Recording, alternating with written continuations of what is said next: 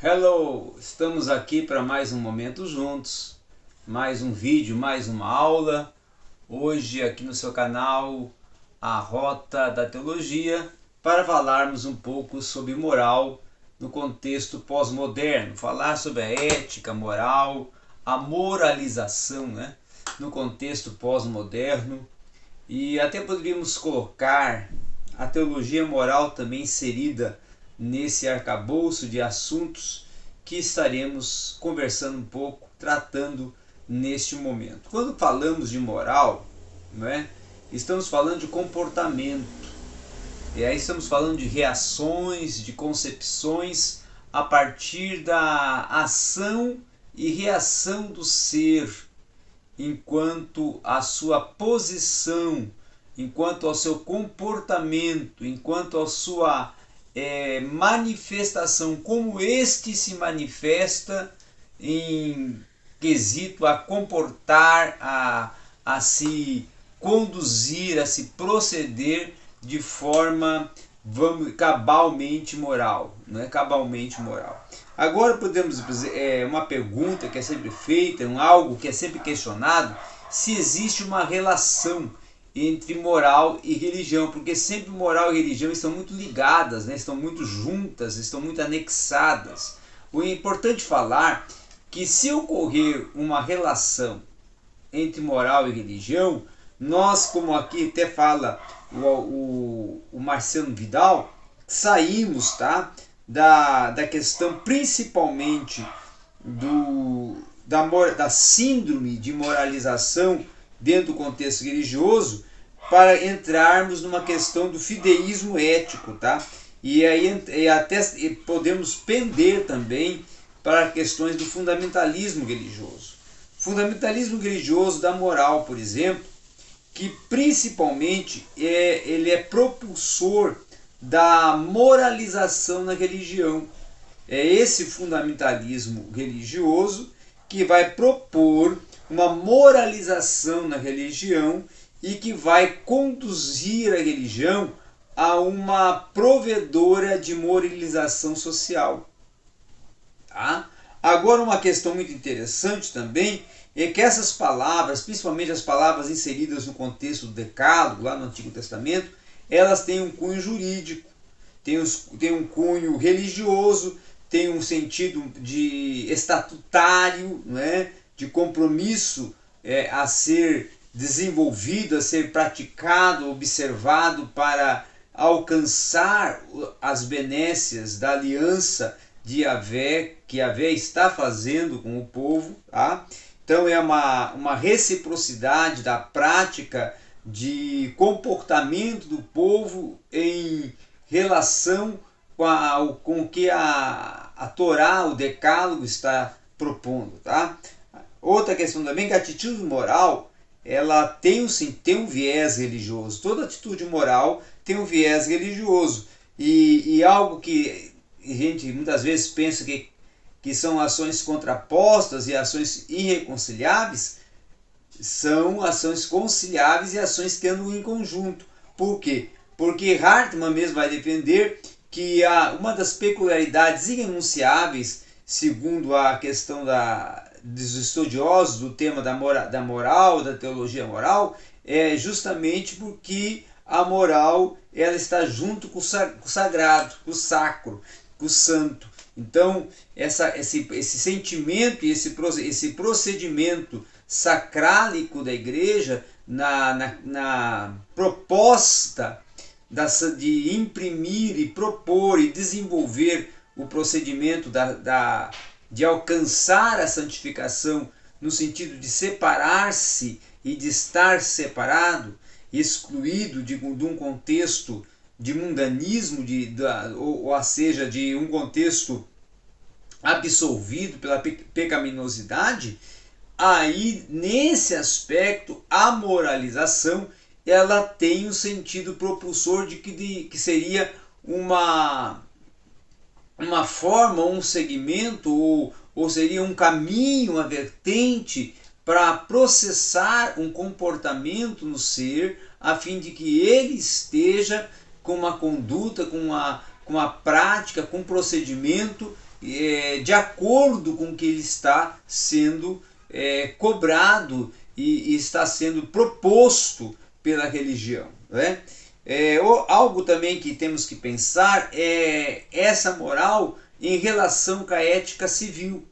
A ética civil justamente que é o sentido de uma forma peculiar da instância normativa da realidade humana, ou seja, da proposta de normas que vão estar conduzindo o ser dentro da sua realidade, dentro da sua participação social. Quais são as normas que ele tem que cumprir, que ele tem que desenvolver, que ele tem que se enquadrar para poder estar dentro do que o segmento social ao qual ele está inserido propõe para que ele se enquadre naquele processo. Então essa é a grande proposta, é a grande, vamos dizer assim, realidade, vertente da ética civil, tá? Agora, normatividade, nós vamos ter a normatividade convencional, tá? Que é o civismo. Nós vamos ter a normatividade dos fatos, que vai ser justamente algo de âmbito sociológico, né? Que está direcionado à prática social. E vamos ter a normatividade jurídica, que ela tem a ver com a ordem jurídica, com o procedimento jurídico. Então, o adjetivo civil, né, que nós podemos considerar para o clerical, para o militar, para o leigo, para o racional, para essa adjetivação do civil, do comportamento, está muito relacionado a uma instância moral da vida do cidadão. Tá? Então essa normatização, essa ética civil, esse comportamento de contexto judiciário, contexto racional, contexto, vamos dizer assim, legal, de lei, de padrão de leis, a ética civil propondo como esse cidadão tem que proceder para se enquadrar dentro da realidade que lhe está sendo proposta dentro do segmento social que ele pertence. Tá? A ética civil, por exemplo, ela tem uma convergência moral das diversas opções morais da sociedade. Tá? Então, por que ocorre isso? Ocorre porque justamente a ética civil constitui-se a moral comum, ou seja, o legítimo pluralismo, né? o legítimo manifestar plural de opções éticas ou de comportamentos éticos que o ser humano tem para cumprir, para desenvolver, para projetar e estar na sua, vamos dizer assim, realidade social. Tá? Outra questão também que nós temos que ver é a questão da ética civil como o mínimo moral comum, tá? Que é aceito por um conjunto de uma determinada sociedade, tá? De um determinado padrão, dentro do legítimo pluralismo moral, dentro justamente até dessa aceitação, né? Que podemos considerar que ela se origina mediante um superficial consenso, né? De pareceres que são provenientes de pactos, provenientes de leis, de normas, de aceitações categoriais, de éticas, provenientes de uma maturação e aceitação de categorias a nível ético da própria sociedade a qual o sujeito, como ser participante de uma sociedade, está inserido. Tá? Então a ética civil, ela continua muitas vezes realizando a pretensão da lei nessa construção natural, ou melhor, do direito das pessoas, do direito humano. Tá?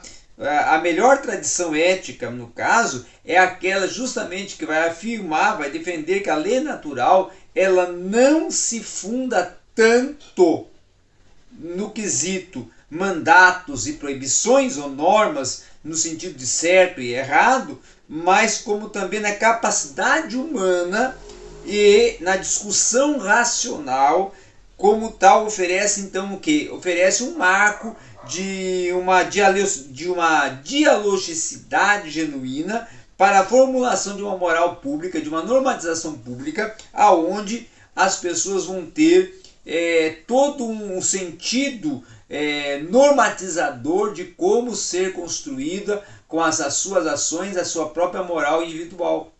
para depois partir para a moral do coletivo, tá?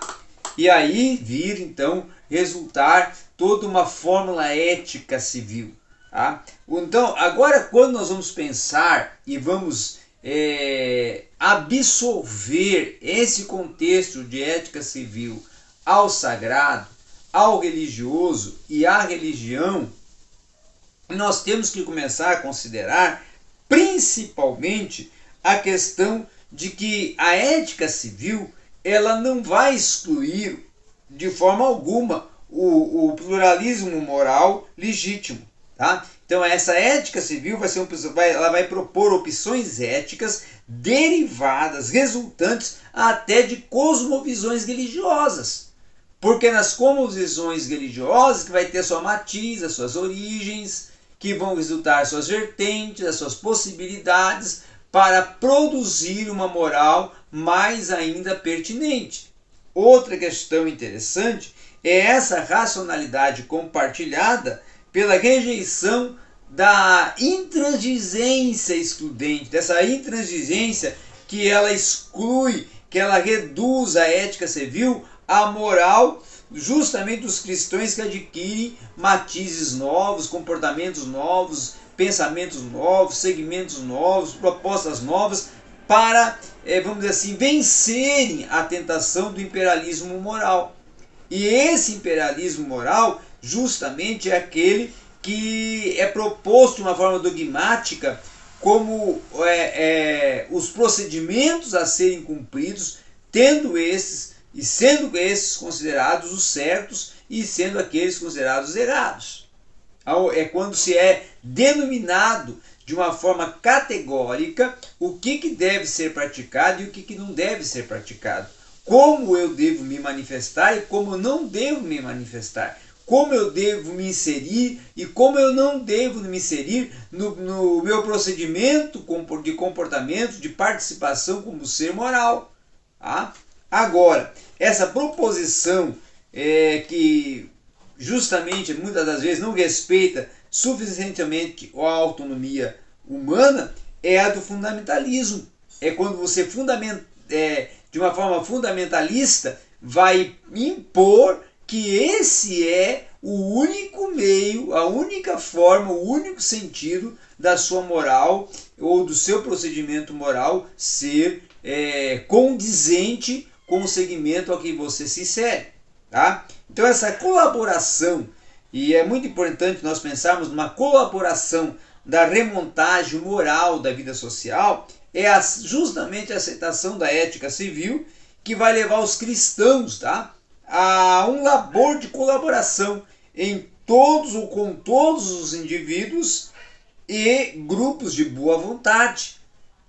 Principalmente a ética civil, ela vai constituir um horizonte comum, um horizonte de diálogo, um horizonte de uma conversa, de um contato, de uma troca de informações, de um observar de tradições no âmbito não só religioso, mas também no âmbito cultural, tá? No âmbito da esfera do culturalismo e até da esfera das tradições oriundas de gerações passadas e que são contraídas por legados deixados pelas gerações. E outras questões também é que essa oportunização para a retomada dessa presença ética, ela vai propor como deve o cristão ou o religioso comportar-se em meio à sociedade a fim de que comprove que ele é um ser diferente,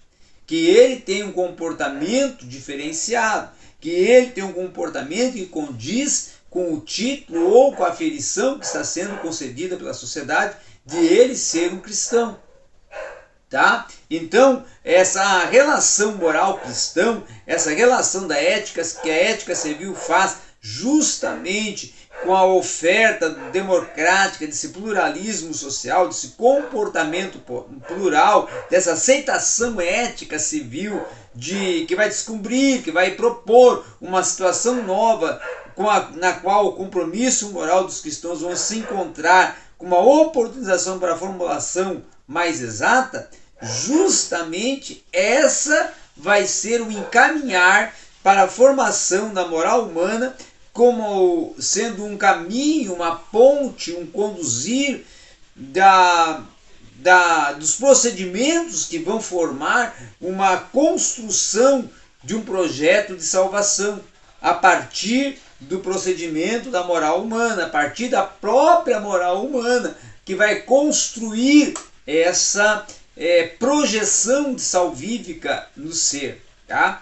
Então, para não se cair nesse fideísmo, moral, é novamente proposto que a rejeição, tá, de algumas questões pertinentes à ética humana, e vai se identificar essa ética cristã com o plantar, a partir da seleção prévia, da autonomia dessa realidade humana, com o humano dentro de um advento cristão. Como ele, após estar dentro do advento cristão, deve ter ou deve construir a sua moral, o seu comportamento, o seu procedimento ético. Tá? Então essa afirmação anterior, ela pode ser até traduzida em termos éticos como uma existência de uma moral humana autônoma. E uma existência de uma moral humana autônoma que vai propor uma identidade da ética cristã que tem de contar com essa prévia autonomia e uma prévia autonomia de uma eticidade humana, tá? E que vai propor uma moral humana autêntica e que pode até ser considerada a partir de uma teologia, vamos dizer assim, como uma situação salvífica, um horizonte ético que vai permear e vai propor uma fé, uma crença, a partir de uma consistência de uma moral humana autônoma, prévia de uma especificidade cristã. Ah, o que quer Marciano Vidal falar com isso? Que a partir dessa especificidade cristã, dessa marca de absorção de conceitos éticos a partir do que a religião propõe para mim, como eu tenho que andar, proceder, me comportar, estar, me sociabilizar, é a partir daí que eu vou construindo essa moral, que é uma moral autônoma, mas uma moral também sustentada e fundamentada pelos conceitos da religião extraídos da fonte escriturística, no caso a Sagrada Escritura, e que vai ser conduzido pelos dogmas e que vai estar inserido dentro de padrões que eu tenho que propor e estabelecer e desenvolver para uma religiosidade fecunda, para uma moral que seja uma moral atrativa, uma moral que indique que eu tenho um novo comportamento resultante da manifestação da salvífica, da ação cristocêntrica dentro do meu ser interior. Tá? E outra questão muito interessante e importante a pensarmos é quando nós vamos começar a pensar nessa moral e a pensar nesse construir a moral cristã como a ética saudavelmente secular e saudavelmente sociabilizada.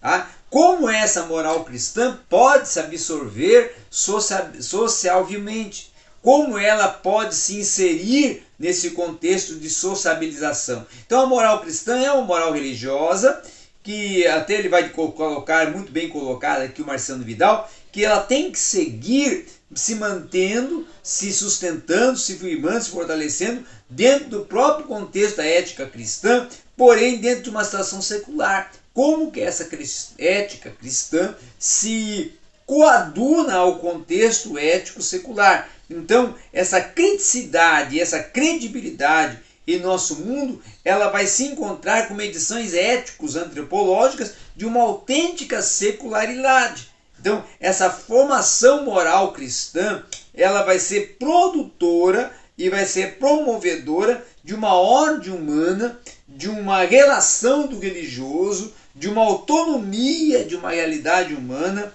de um comportamento humano e de um advento cristão a partir de um respeito como esse cristão deve ser situado nesse relacionamento social e como a sociedade deve conceber esse comportamento moral ético cristão. Tá? E aí um caminho até de mão dupla, né? Um vai e vem. E em segundo lugar, respeitando essa opção moral não religiosa como um valor até de contexto e de concepção intramundana, é possível uma moral não somente neutra, tá? Anti-religioso, vir a ser uma moral que tem optado positivamente pela não defesa de um dogma, mas sim submissa a uma crença, submissa a uma fé, submissa a um contexto religioso. Tá? Então, em níveis sociabilizantes, essa ética cristã tem de se reconhecer, ou tem de reconhecer, que ela não tem uma exclusiva competência sobre o campo da normativa ética, tá? Mas sim que ela possui uma justificação de opções morais válidas, pertinentes, produtivas e que vão conceber uma normatividade de como o cristão enxergar, reagir perante a cada uma das circunstâncias e situações em que a sociedade vive e convive.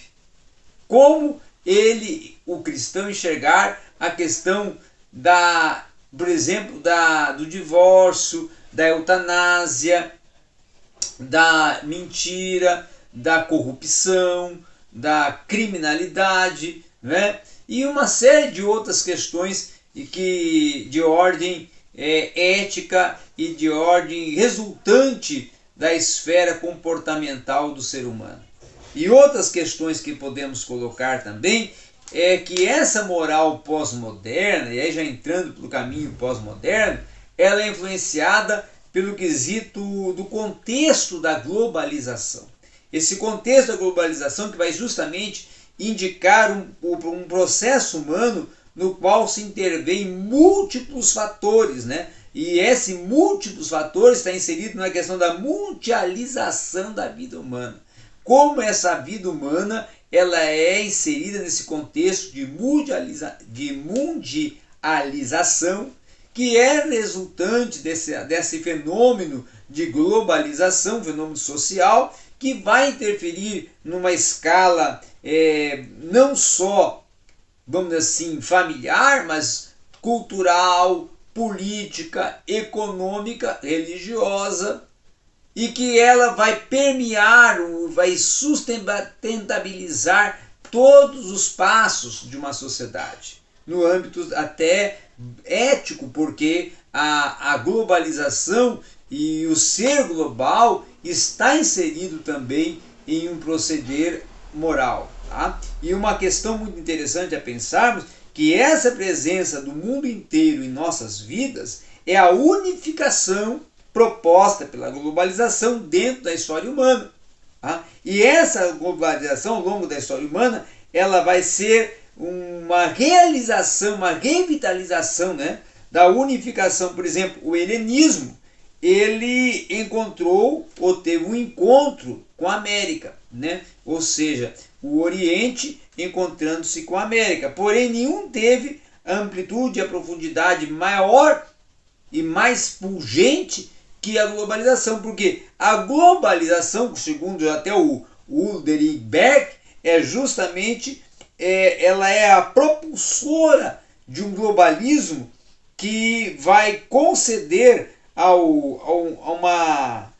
uma intercepção do ser em todas as suas esferas.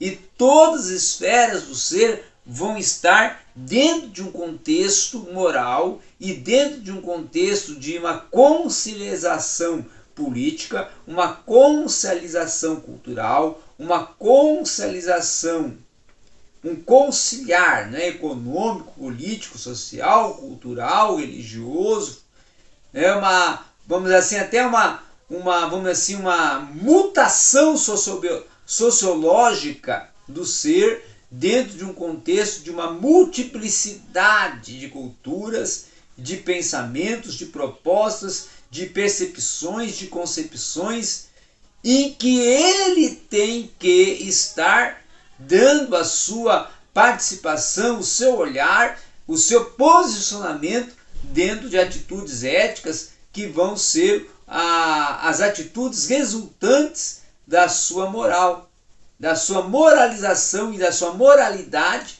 dentro de uma esfera de uma pós-modernidade que seria a desconstrução de valores, valores que eram fundamentados, sustentados na sociedade antiga e na sociedade moderna, na pós-moderna são desconstruídas. Por quê? Porque agora há uma globalização de valores, de procedimentos, de atitudes, de comportamentos, e assim, dentro desse contexto global, o cidadão tem que posicionar-se moralmente e construir segmentos morais e procedimentos de uma normatização moral e de uma fundamentação ética civil, ética religiosa, ética cristã, ética teológica, a partir desse contexto de, vamos dizer assim, de dissolução de valores, de posicionamentos e procedimentos éticos que sejam definidos, mas agora partindo para aqueles que são relativos, que são plurais e que estão dentro de um contexto de uma coletividade de